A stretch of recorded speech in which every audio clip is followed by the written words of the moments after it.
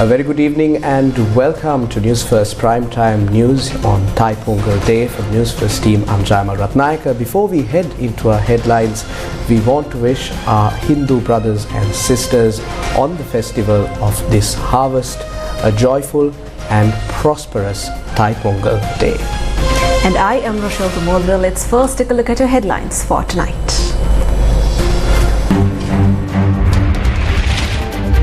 Hospitals brace for disruptions as healthcare workers plan to strike tomorrow. Arrest former Minister of Health Kehlia Ramukwala over human immunoglobulin deal. Health unions demand. Vietnam's former Minister of Health gets 18 years in prison over COVID-19 test kit scam. Man posing as Avalokiteshvara arrested in Sri Lanka. Hindu devotees across the world celebrate Thai Pongal. In tonight's top story, many trade unions representing the health sector are gearing up to launch another round of strikes from tomorrow, opposing a move by the government to provide a 35,000 rupee allowance hike only for doctors. 72 trade unions in the health sector, such as laboratory technicians, radiologic technologists, public health inspectors, compounding pharmacists and entomologists, will engage in the strike. The President, in his capacity as the Minister of Finance, had informed Cabinet last week that the disturbance, availability and transport allowance, or DAT in short, provided to doctors will be increased by 35,000 rupees. In response to this decision, other trade unions aligned with the health sector point out that it is unfair for this hike to be afforded to doctors alone. The Joint Council for Professionals of Supplementary Medicine, which comprises 52 health trade unions, elaborated further on this matter during a media briefing held today. We have been compelled to launch another strike tomorrow at 6:30 am. The government and the Ministry of Health must be held accountable for all the trade union actions and the overall downfall of the health sector. All factions in the health sector are facing issues. Therefore, economic justice should not only be provided for doctors. This is no way a demand which is aimed at creating a rift between professionals or individuals in different grades.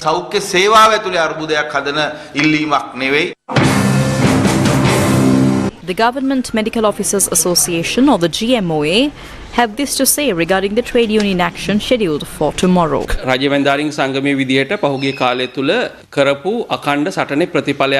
Our constant initiatives at the GMOA in the recent past were aimed at making the government realize that economic justice must be served at least to an acceptable extent to ensure that the health sector functions smoothly. We do not believe the government made this decision willingly.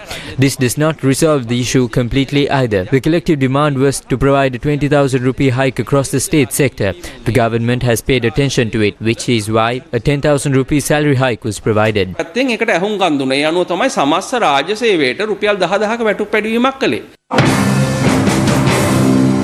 Certain health trade unions have decided to refrain from launching any action tomorrow, opting to allow the government more time to resolve their issues. Venerable Muruthettuwe Anandathera, the chairman of the Public Service United Nurses Union, says that officials will be granted an extra day tomorrow to address their demands. The All Ceylon Nurses Union had this to say. We will be forced to fight back to win our demands. As the Ceylon Nurses Union, we still have not decided to launch a strike. We have directed the government's attention towards addressing our issues and to allow us to attend discussions. But if they are being ignored continuously,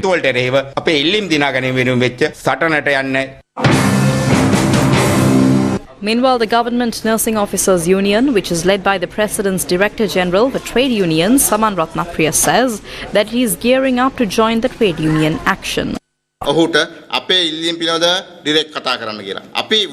We need to speak as a trade union about our demands. Even on this matter, we believe we must intervene as a trade union and not him alone. He can express his opinions, but we will enter it collectively as the Government Nursing Officers Union.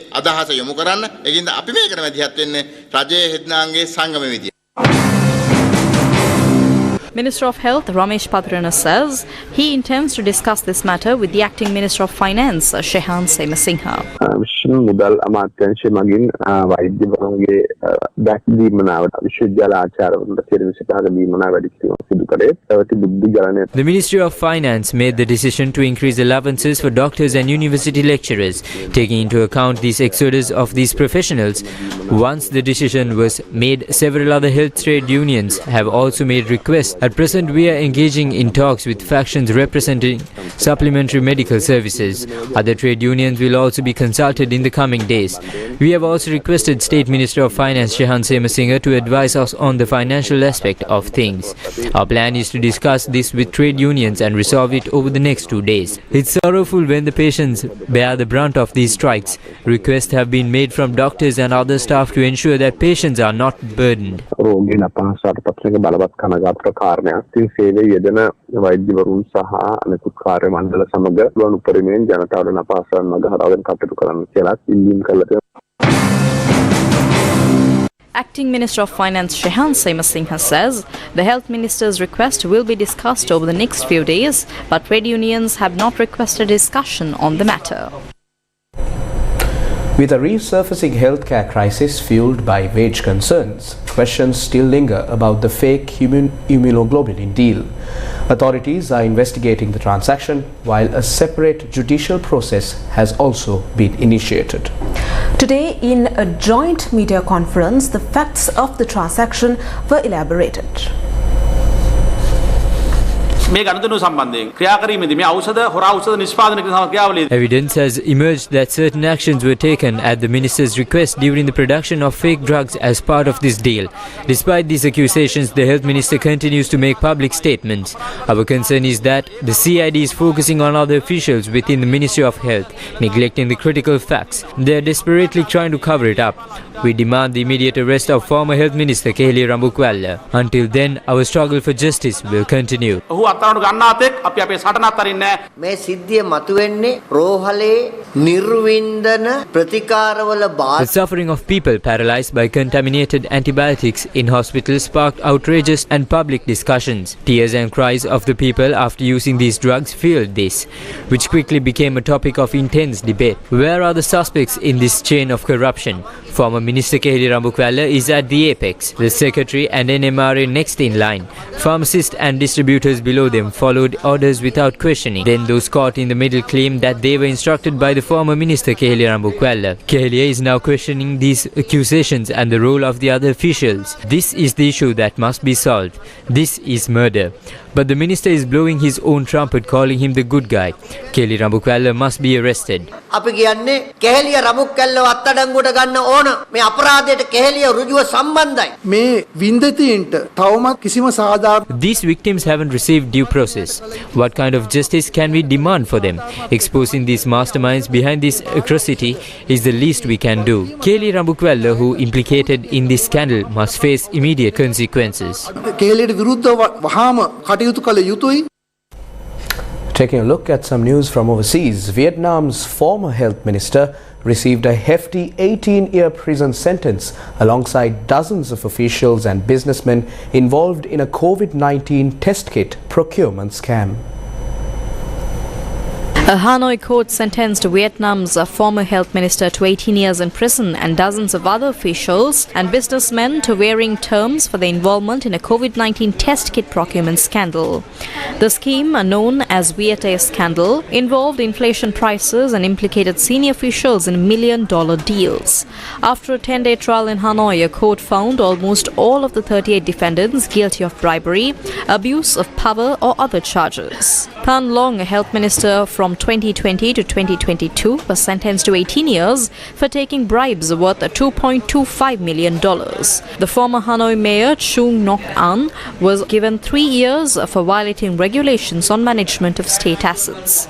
Other officials and business people were given between 15 years and 2 years suspended. While Vietnam's former Minister of Health is imprisoned for 18 years over a COVID test kit procurement scam, what action has been taken in Sri Lanka over such questionable deals? Do you remember the data deletion scam at the NMRA? the CID received a complaint that data of the National Medicines Regulatory Authority stored on the government cloud had been wiped out. How did data stored on the government cloud disappear in such a manner? For context, the government cloud includes extremely sensitive data such as national identity card information, land deeds, bank account numbers, criminal case file numbers, and court records. It is the law of the land that the NMRA's approval is mandatory while importing any medicine or medical equipment in Sri Lanka and manufacturing them in the country. If so, how did such vital information disappear in the blink of an eye? The most concerning factor is the data deletion occurred at a time where NMRA registration and renewal processes were only taking place online as a result of the COVID pandemic prevalent at the time. 3rd of October 2021, CID continues its probe over the deletion of data. Special committee appointed to consider the recovery of data. 6th of October 2021, progress of the investigation presented to courts. Those in the medical mafia have turned the pandemic into a feast. Senior Deputy Solicitor General Dileepa Piris tells the Colombo Chief Magistrate. Data was deleted through human intervention. Systems operator from the private company that managed the NMRA cloud had deleted data for a period of 7 long hours. Damning details revealed in court. All those involved in this crime should be thoroughly investigated and brought to justice as they are part of the organized criminal syndicate, court emphasizes. 6th of October 2021. Further details exposed in court reveals that the deletion of data was done intentionally. 13th of October 2021. Fraud and corruption have continuously occurred at the NMRA. Report of the 5-member Special Investigation Committee claims. Did a certain faction enjoy an undue advantage through the deletion of data? Was this deletion to fulfill someone's intentions? The CID probe continues to this day. The judicial process over the infamous NMRA deletion scam is also ongoing. Newsfirst with the people. A man impersonating the deity Avalokiteshwara was apprehended by a special team of the Criminal Investigation Department. The suspect, identified as Mahinda Kodituaku, faces charges of money laundering. Mahinda Kodituaku, impersonating the deity Avalokiteshwara, was apprehended by a special team of the Criminal Investigation Department in Panipitiya this afternoon. The police headquarters received multiple complaints, particularly from Buddhist monks, over allegedly insulting Buddhism. Recognizing the gravity of the matter, the Computer Crime Investigation Division promptly launched an investigation. Following the investigation, authorities arrested the individual under suspicion of violating the Computer Crime Investigation Act, the Money Laundering Act, and sections 291A and 291B of the Penal Code. An investigation is underway to look into additional charges related to this case.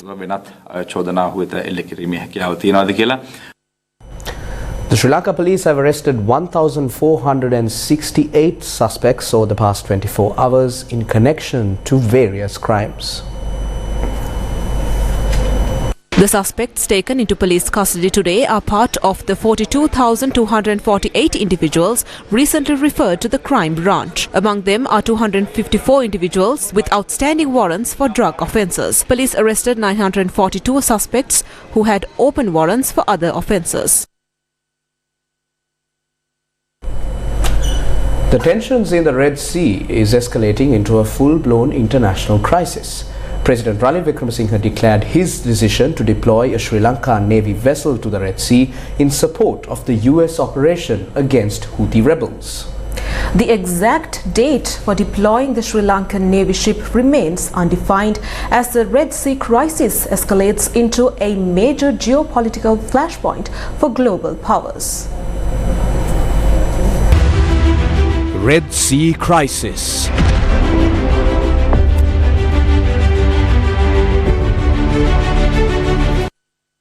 The United States military has shot down a missile fired at one of its vessels by Iran-backed Houthis in the first known attack on US forces by the rebel group since Washington began its latest airstrikes on Yemen. The US Central Command said a US fighter aircraft shot down the anti-ship cruise missile after it was fired from a Houthi-controlled area of Yemen towards the USS Laboon in the Red Sea. The attack is the first to be acknowledged by the US since Washington and its allies on Friday began launching air and cruise missile strikes on Yemen in response to Houthi attacks on commercial shipping in the Red Sea. The Houthis have carried out repeated attacks on cargo ships that the group says are linked to Israel in a show of support for Palestinians under Israeli bombardment in Gaza. Due to the latest developments in the Red Sea, the main commercial shipping route entering the Mediterranean Sea via the Suez Canal, the Arabian Sea and the Red Sea experienced significant disruptions, including diverted vessels, increased insurance costs and delays. In response to the disruptions, some ships have already rerouted, opting to sail around South Africa and enter the Mediterranean Sea. Under these circumstances, freight charges have reportedly increased by 40%. China's Foreign Minister Wang Yi has called for an end to the attacks on civilian vessels in the Red Sea. Wang said, quote, "The situation in the Red Sea has escalated sharply recently and China is deeply concerned about this," unquote. In a veiled criticism of the US and British airstrikes on Houthi targets in Yemen, Wang said that the United Nations Security Council did not authorize such actions. He said, quote, "The adding of fuel to the fire of tensions in the Red Sea should be avoided and an increase in the overall security risk of the region should be prevented," unquote. Concerns about a new international crisis mount as Taiwan elects a president advocating for complete sovereignty, igniting fresh concerns about the cross-strait conflict. Taiwan has lost another diplomatic ally to China just days after its presidential election in what Taipei said was both sudden and designed by Beijing to suppress the island's quote-unquote democratic achievements. The Pacific Island nation of Nauru said it had severed diplomatic relations with Taiwan and established ties with China. The move comes just 2 days after Taiwan's voters defied China's threats to elect a new president loathed by Beijing. Taiwanese voters have chosen pro-sovereignty candidate William Lai as their president in a historic election, cementing a path that is increasingly divergent from China. Beijing had repeatedly warned Taiwan's voters that his election would increase the risk of conflict. Taiwan's foreign ministry condemned China in the strongest possible terms for Nauru's diplomatic switch, which it said came at a key moment following the presidential election. Taiwan's deputy foreign minister said, quote, "China's move is to suppress Taiwan's democratic achievements," unquote. Sri Lanka reiterated its stand on the One China policy after Taiwan elected William Lai as their president. Foreign Minister Ali Sabri said that Sri Lanka was glad to see the peaceful conclusion of the election. He posted on X, quote, "Glad to see the peaceful conclusion of the election in Taiwan. Sri Lanka remains steadfast in advocating and upholding the One China policy, and we aspire for a harmonious reunification of Greater China," unquote. The Philippines intends to develop islands in the South China Sea to make them more habitable for troops. The Philippines will develop islands in the South China Sea that it considers part of its territory to make them more habitable for troops. Manila's military chief, Romeo Brawner, told reporters, quote, "We are just trying to make it more livable, more habitable for our soldiers," unquote. The plans come amid heightened tensions between the Philippines and China, both of whom claim territory in the South China Sea and have traded accusations of aggressive behavior in the strategic waterway. Newsfirst with the people. Marking the beginning of the new solar calendar for another new year, the Thai Pongal Festival is a joyous expression of gratefulness. Hindu devotees all over the world celebrated Thai Pongal today, decorating their homes and participating in joyous processions and gathering for family feasts to share their thanksgiving and blessings. Thai Pongal, meaning Harvest Festival, is a major festival celebrated every year by Hindus all over the world. The word Pongal itself implies overflowing, and the act of making milk overflow in a clay bowl symbolizes future prosperity.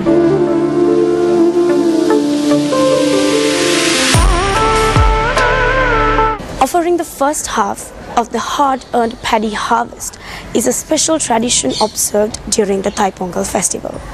Also, new rice obtained from the paddy harvest, honey obtained from a new sugar cane, milk rice made out of cow's milk, and turmeric to symbolize culture are special offerings that these Hindu devotees offer during the Thai Pongal Festival. Motivated by their strong belief in the sun's role in farming, Hindu devotees celebrated Thai Pongal, offering the first grains of the harvest in gratitude for the sun's blessings and seeking continued bounty for their village and the country. Waking up early and cooking the Pongal, a symbolic rice dish, takes center stage in the festivities.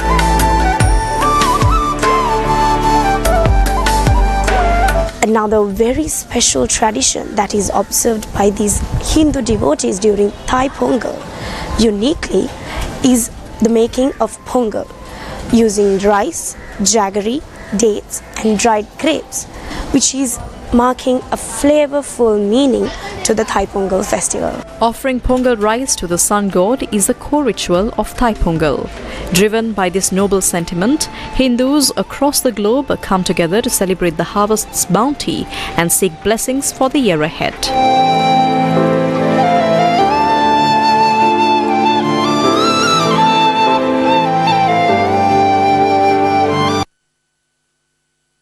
The President, issuing a message in line with Thai Pongal, said the festival heralds a fresh start, a time to relinquish the past and welcome new opportunities with unwavering optimism. Rooted in the belief of the pivotal role of agriculture in rejuvenating Sri Lanka's economy through the government's agricultural modernization program, the dawn of Thai Pongal symbolizes the inception of a promising journey filled with hope and prosperity. Prime Minister Dinesh Gunawardena said that this harvest festival, during which the Tamil farmers having a belief in the traditional lifestyle that is bound up with nature, extend their gratitude to the sun for a rich harvest, will be a reflection of the lifeblood of the nation. The Prime Minister, issuing a message, said that the Thai Pongal festival will be a motivation for the active concept of food security and rural revitalization in the face of the current situation. Opposition leader Sajith Premadasa wished the public strength and courage in their fight for democracy. This was during the Thai Pongal celebrations at the opposition leader's office.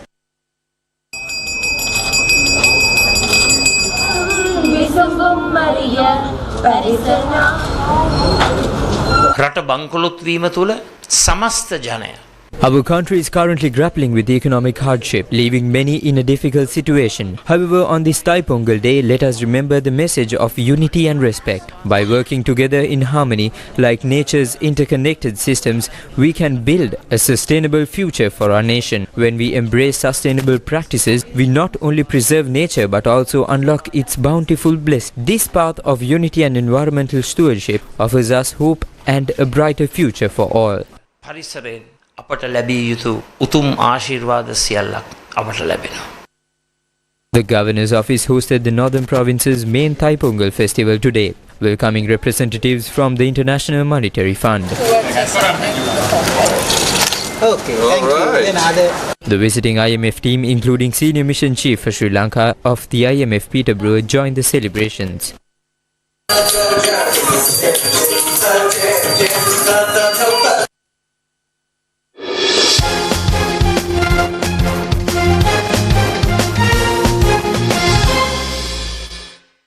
In news from the world of cricket, Sri Lanka won the first T20 international match against Zimbabwe by 3 wickets yesterday in a match that went down to the wire.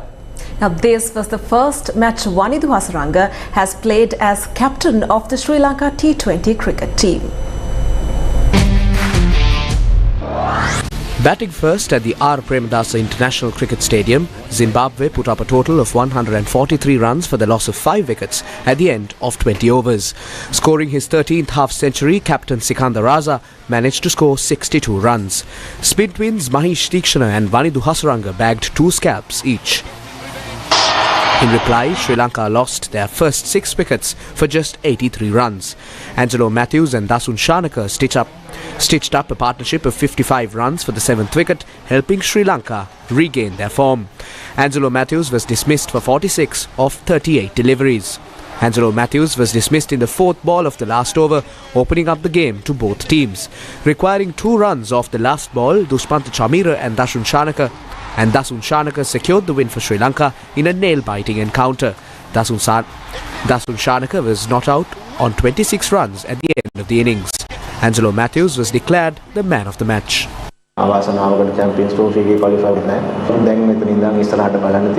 are missing out on Champions Trophy qualification, but we must now turn our sights to the World Cup in 5 months. The newly appointed selection committee, having been actively involved in the game for the past 2 years, seems free of personal agendas. They understand the players. I believe that they have good communication with everyone. We don't necessarily need to agree on everything, but open communication is vital.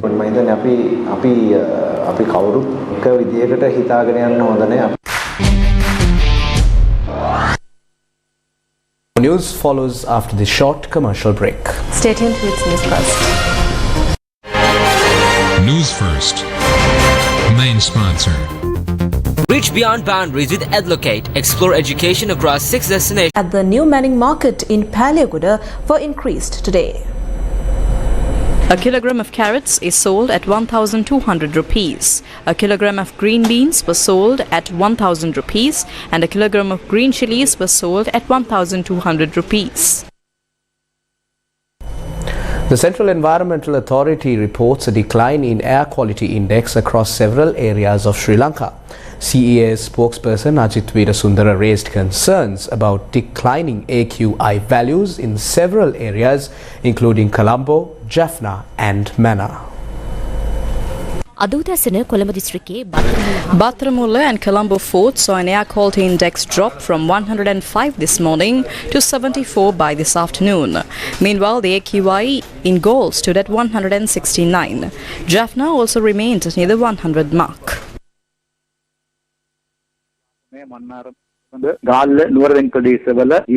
People in Jaffna, Mannar, Colombo and Galle can benefit from increased understanding of the links between environmental health and personal well-being. We recommend that people with health concerns like asthma must proactively monitor air quality reports in their areas such as Jaffna, Mannar, Colombo and Galle and take precautions during periods of low air quality.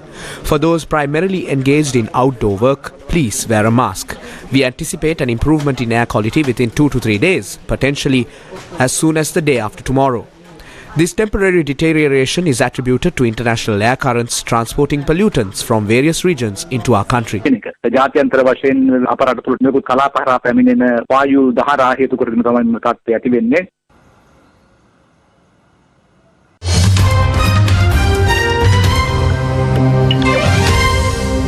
Now taking a look at your news overseas, lava flowed into the Icelandic town of Grindavik appeared to be slowing after several houses were destroyed by fires.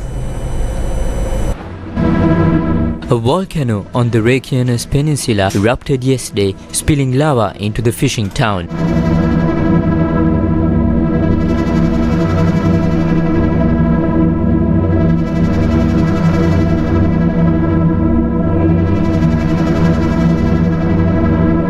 The entire population of the town was evacuated and no casualties have been reported. Defences built after an eruption in December have partially contained the lava, but some have been breached. There was no indication of disruption to domestic or international flights following the eruption. The Icelandic Meteorological Office's aviation colour code for the Reykjanes Peninsula was orange this morning, indicating an ongoing eruption with, quote, no or minor ash emission, unquote.